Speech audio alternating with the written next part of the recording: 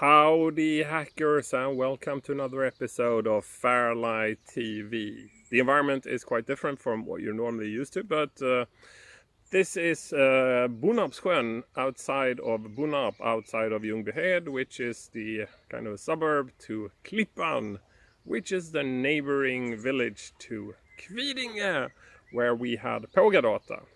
So I've recorded a lot of material from Pågadata, and Torsten would need a bit more time to edit it to make it nice. So what we have now is that we have extracted one of the presentations from the party. So Håkan from Concede tells us about how to extract, or so how to compile C for 6502 assembler. So he did it for himself and he held a presentation around that. I should say that he starts off in Swedish but turns into English after just a few minutes, where one of the attendees wanted him to convert to English instead, and he continued doing that. There is also a little instance where we ran out of battery, so there might be a bit of a glitch between two segments of the presentation. Sorry about that. You would have to miss that little segment, but it's only a little portion of it. So over to Håkan from the company Concede and his C compiler for C64.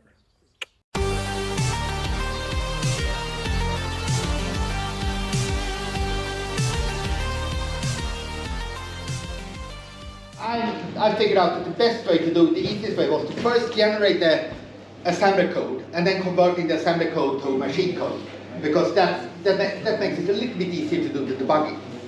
Doing debugging by just looking at the machine code, I'm sorry, I'm too soft for that.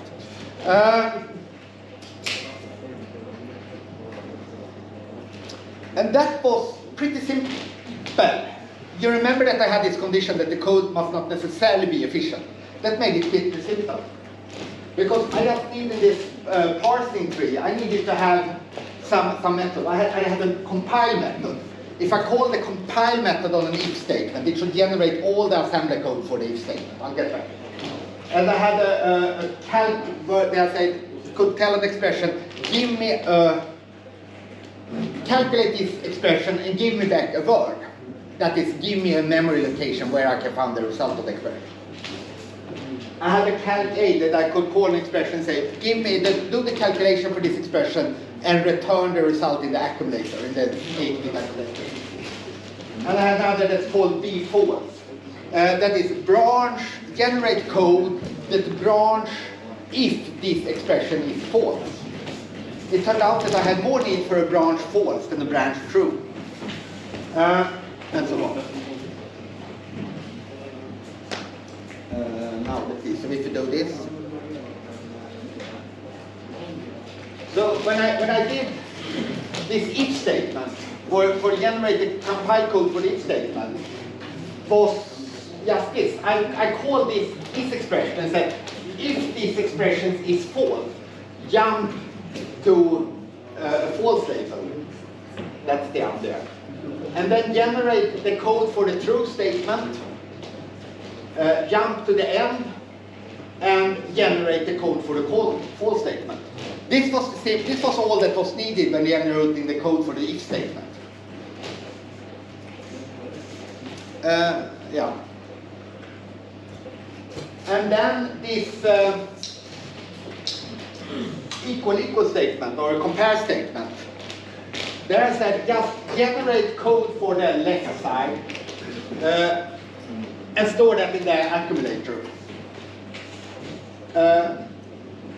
No, generate code for this whole statement and store in the accumulator, see if the accumulator is 0, and if it's equal, jump to the false statement. So now I've generated code for this statement. And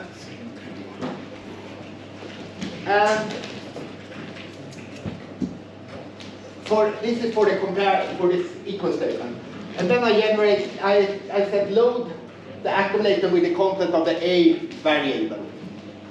Subtract 42 and compare it to 0 and branch if it's false. And as you understand, this is quite challenging. Because when you see something like this, your stomach turns a bit. You don't like that code to that. You have to resist the temptation to optimize this way, right way. And then the final statement is pretty much load this right argument with 12 into the accumulator, store the accumulator into the B variable, and so on. And then it's pretty much this. Wasn't that hard? And this code it's bad, but it's not terribly bad, is it? Yeah, maybe.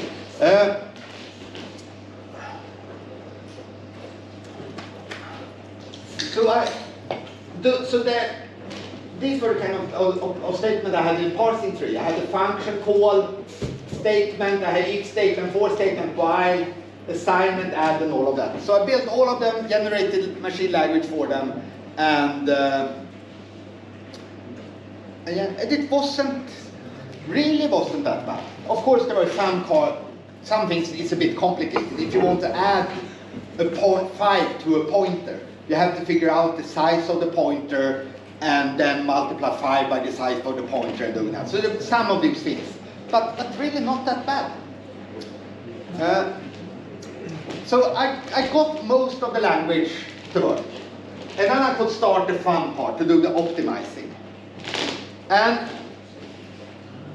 at this point, I had written the file system. I had written the C code for the file system, and had got the file system compiled through the compiler, and I had the problem, right? Yeah, I forgot one thing, or I forgot two things actually. Yeah, I had the assembly language code. Now I needed a machine code, so I needed to write the assembly compile, or how do you say, compile from assembly. But that's easy. That's really not. Yeah, of course. One problem you run into is when you have branches, because branches can be at most 128 or 127 bytes. And how would you do that? I did it the lazy part. I always did a branch, instead of a branch equal, I did a branch not equal the statement after and then a jump. I did that to begin with. So I did this assembly language generation. That's fine. Okay, and then I had a machine code. I was very happy, but I would like to try it. So I needed, and my VIX-20 was down in the cellar, and I was down in my summer house far away, so I didn't have it. Besides, it hadn't worked for 30 years. Besides, I didn't have TCP/IP on my VIX-64. I had lots of problems. So I wrote an emulator. I wrote the 6502 emulator. And that was actually quite easy. Then, of course, there's a problem when you write the code and you test something and it doesn't work. It happened to me once that it didn't work. And then you have to figure out, do I have a program in the compiler doing the assembly language? Do I have a problem with combining the assembly language to the machine code? Or do I have a problem with the emulator? And at one time I was extremely frustrated. It didn't work. I checked, I double checked, and then I figured out I had a bug in the C code. Yeah. So, but I got this up and running, and I had my file system working.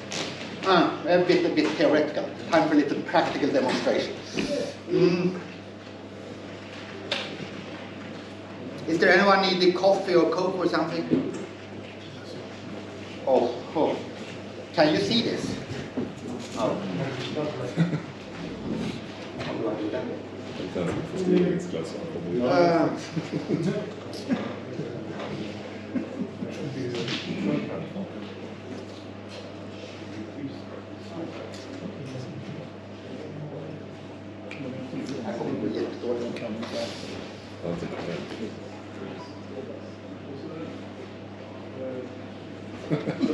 Anyone go to math? There should be a shortcut to increase the size, but I don't know. F10.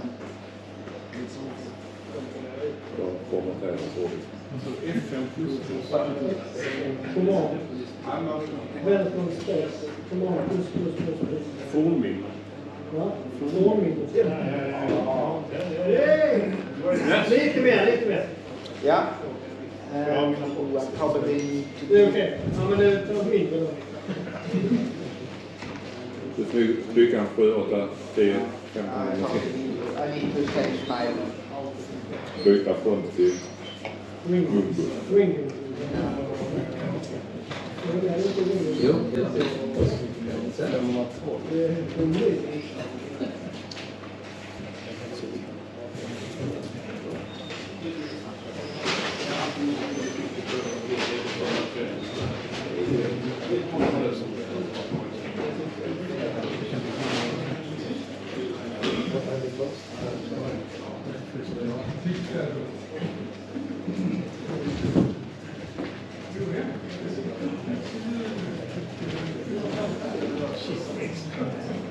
Yeah.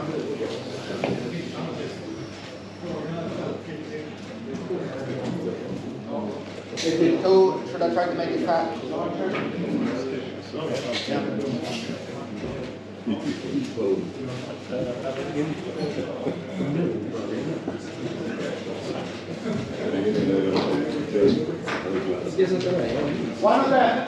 One of the things that I do not like to do is things that you can see or hear. I should never design a user interface, or I've tried that a few times. Anyone that has seen my designs of user interfaces is completely convinced that I should keep away from that. So therefore a compiler is perfect, because there is no user interface. So this is the result of my program, and let me show you that. What I do here is, I build a file system and I generate the file system. And then I do an ls. And this is the output of the ls. And then I create, what do I do here? I don't know what I do here. And here I do some, I see what I do that here. I do various things. I create a new files and I do ls. And I delete files and unlink. So that's what I do. So I did this file system, but I can show you the code for the file system. Sorry for the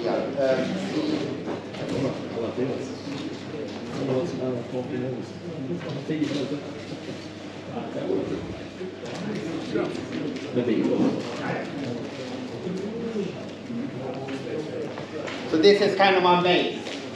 I create a directory, change to the directory, make a new directory, and I do all these kind of things, and then I display the output at the end. Pretty boring, but a nice test case. So I did this, and the first time I ran it, it was like 25K or something on the file system. Let's see.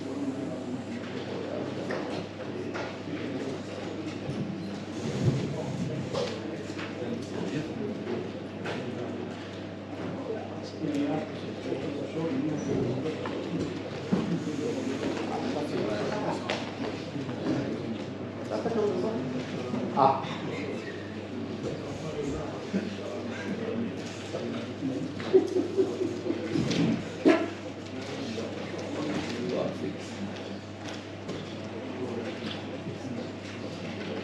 Nej, Du får trycka ner, gå tillbaka igen. Ska jag gå? Ja. Hoppas jag lite. Det finns säkert smartare sätt att göra. Det är skift F5 annars. Ja. Här var det ungefär. Nej, det är det jag har. Så den vi köper det. This is one example of optimization where I have written this code. This is when I make a file system at them. I want to create the home directory, or the current directory, that's the pointer. So I created a char that's 14 characters, because the maximum length of a Unix file system is 14 characters. Now some of C programmers would object and say that, well, then you should have 15 characters. But that would obviously be to waste one byte. And that's why you have string copy and not only string copy. And I assign it to this one. So this is what the code would look like initially. I load the offset of the variable S, clear carry. I add the context of the variable I. I store that in a variable 0 page. I load the high part. I add the I is actually an integer. So I load the high part, add it, and I store that in A1. I set the Y index to 0, and I load 46 in there, and I store that into done. This is pretty straightforward.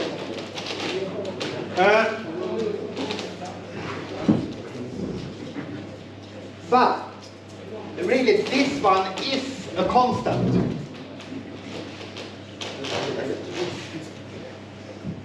Or just for that. But then I also do this when I assign the character. I set it 0, so that's a constant. And then I know that the offset of C, that's a static variable, so that's a constant. And then I add the constant, and I store that, and I add a new constant, add 0. I know in this case that the carry is 0 because adding something is going to give you a carry. And then I store that in A, and I load the Y. And really, this can be optimized into this. You just load the accumulator with the 46 and you store it in the constant variable plus 0. And that is known as compile time. So you can do this constant propagation and you save a lot of code. And then when optimizing, there are many different ways to optimize. But one thing that's quite easy and quite common is to do p-power optimization. That is, you generate the assembly language and then you analyze it and see where can you save bytes, what can you do. There are many things that you can catch that way. For instance, this one, if you want to have the parent directory, then you assign S0 to the period, S1 to the period. And you generate this code after my constant propagation optimization. But when the people look at this, it can quite see that it's completely unnecessary to load the accumulator with 46 because there is no label here, and I know I'm only jumping to labels. And so that A register is obviously 46 in here, so I can optimize it that way. So that's quite a good stuff.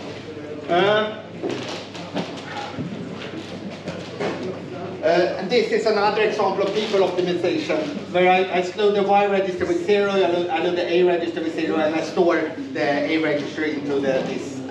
You can see that at this time, I know that the Y register is 0, so it's quicker to do, or it's both smaller and quicker to just move the A register to the Y register to the A register.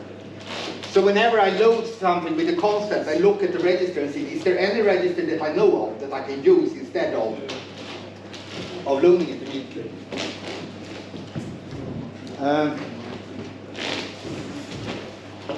And this is also something that I had to do because it's just a fun optimization. And if you have this case that you load, you jump to a function and then you return. You know that if you have a jump or a call followed by a return, you can just simplify that by doing a jump. That's kind of obvious, but the people optimization catches that quite easily. And then of course these things. You load the A register with the variable. You compare A with 0, and then you branch depending on something. Of course, when you load the A register, you know that the 0 flag is set if it's 0, so you don't really need to have this compare. You can just take that away. That's simple. And that saves a lots of bytes. Quite often.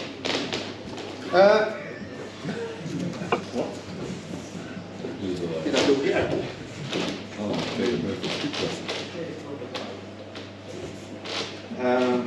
What did I do here? Oh, this one I almost forgot. I took away this, obviously. And then I loaded, but if I load the branch equal false and then jump that, this is kind of stupid code. So this, when I have a through branch equal followed by a jump that, I can simplify that to be an EM. Again. So these kind of optimization catches saves lots of bytes.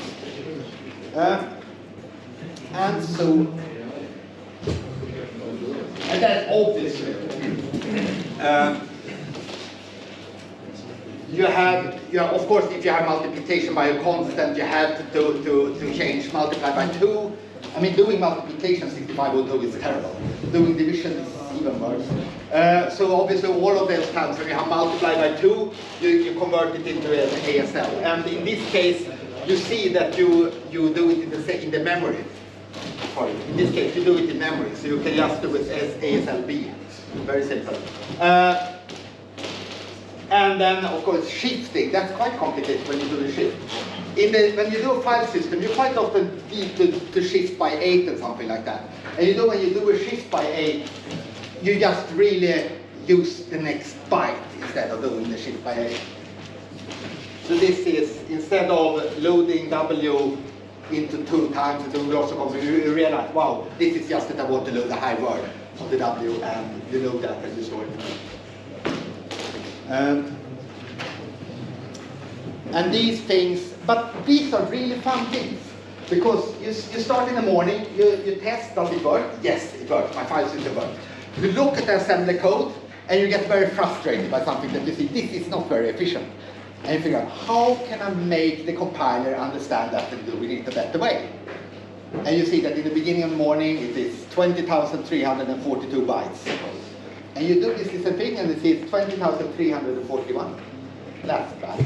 22,300, maybe take 40 bytes, and it's a good morning. So that's really, really fun. But all the while, when you do this, you have to be really careful not to destroy your compiler. Yeah, so I came from in the beginning, I was at 19,727 bytes down to 9,230 bytes. Is that good or bad? I don't know. That you can really say, because you haven't seen all what you got done.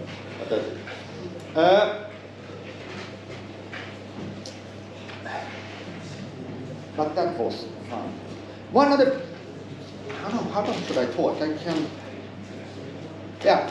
One of the things that I'm kind of, I don't know if I say proud, but I would say I've not seen anyone else doing it, is you want to have recursive functions. And in C, you use the stack extensively. And the stack in the 6502 is just not that great. We have very few operations. So what I did was, I decided to use the 0 page as the stack. And I used one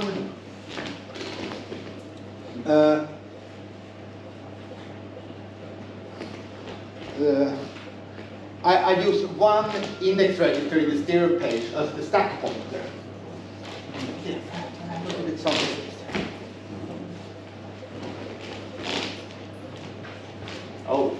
This is terrible, 8086. This is the C code on the 8086 looks something like that, and that's quite a good compiler, good for C. But so I said that I used the 0 page register. No. For some reason, I used the 20 hexadecimal 20 and said that is my stack. That is my, not the stack pointer. No, that's my base pointer. So I said that the first variable I put on address, relative address 20, and the second variable on the relative address 21. And the arguments, they were stored on relative address -1 for the first argument, -2 for the second argument. And then when I did the function call, I increased the content of the register 20 with the amount of space I need for keeping my local variables and necessary variables to put on the stack. Something like this. And that way I got a stack, not very large, it could never be more than 100, maybe 200 bytes or something like that. But that actually works. I mean, if you're a bit careful with the stack, that's easy. You can get most things done with that. You should obviously not put structs on the stack, but you knew that. So that's how I did the stack, and I think that way I eventually got to do recursive function support for that. So in the end, I have a C compiler, or I have a C compiler that supports almost all of these. Of course, I have to mention the exceptions. I do not handle floats. Anyhow, who would like to use floats? And I do not,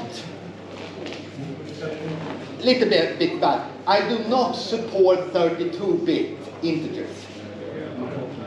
The really difficult part, maybe that's a challenge for you, the really difficult part that I have with integers is comparing signed 32 bits is very complex. Actually, comparing signed 60-bit integers is quite complex. And comparing 32 bits, I didn't manage it. And I somehow got bored, so I threw that away. So I don't support 32 bits. Sorry, no floats. But except for that, I think I support most of the language. I support bit fields. I support, of course, all of the pointers. I support sending functions as arguments, that is pointer to functions as arguments. I support, what else is there that's interesting to see? Unions, all the prefix, postfix, increase, of course. So I think I support most of it, and all of that. So I'm pretty proud of that part. Yeah. Are there any questions? Obviously, I love this. I think it's very interesting, and I've had a lot of fun doing this programming, and I've spent an unreasonable amount of time, of course, doing it. Maybe someone should point out, but let me point it out. This is completely useless. Has no practical use at all, but it's fun. Yeah. There is already a C compiler, a C64. Yeah. How would you compare yourself against that one? I haven't used either, No, so... I don't think they have my way of handling the stack. Right.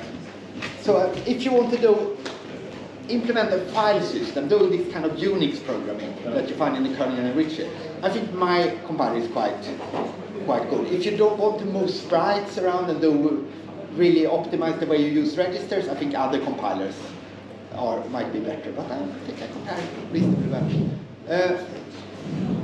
Yeah. Yes. Have you run your code outside your emulator? No, never. That would be fun. Yeah. Yeah, I might have used the wrong code for some things, yeah. I have though implemented, yeah. I did implement some of the, no, they are not called illegal, right? Undocumented. Unconventional. Undocumented. Undocumented. I used some of the undocumented feature for some compiling things. Yeah. Yeah, very good. How long does it take how long does it take to compile your program so that you didn't think about speed or anything that, you know? Yeah, you saw it. When I did this demo, what you would call it, it did compile it and then run it. So it takes less than a second. Yeah, so but I mean, this machine is pretty fast. Yeah. So. Have you thought about porting this to other embedded systems? No. Do you publish code on the No. It's not secret, I can give it away, but really the code it's pretty ugly. I'm not very proud of some of the compiler code. It should be refactored and... but it works. It works, and it works, and most of all, it's fun doing the programming. I think that's good. And then, one thing that I've kind of got stuck on is, I do this. I convert from an item tree to a parsing tree to assembler. And really, the right way to do it, after looking at some YouTubes and some thinking and so, is you need something in between. You should do it parsing tree to some intermediate kind of things, where you can do optimization. And then, for instance, I have constant variable propagation. That is, if you assign a variable 42 in the beginning of the code, and you use it later on, I know that it's 42, so I use 42 instead of. But, yeah, there are inlining functions would be nice to have. Inlining functions, I do need to have some intermediate kind of code. I've done a bit of intermediate, but I kind of got stuck with it. Yeah. Thank you very much. Thank you.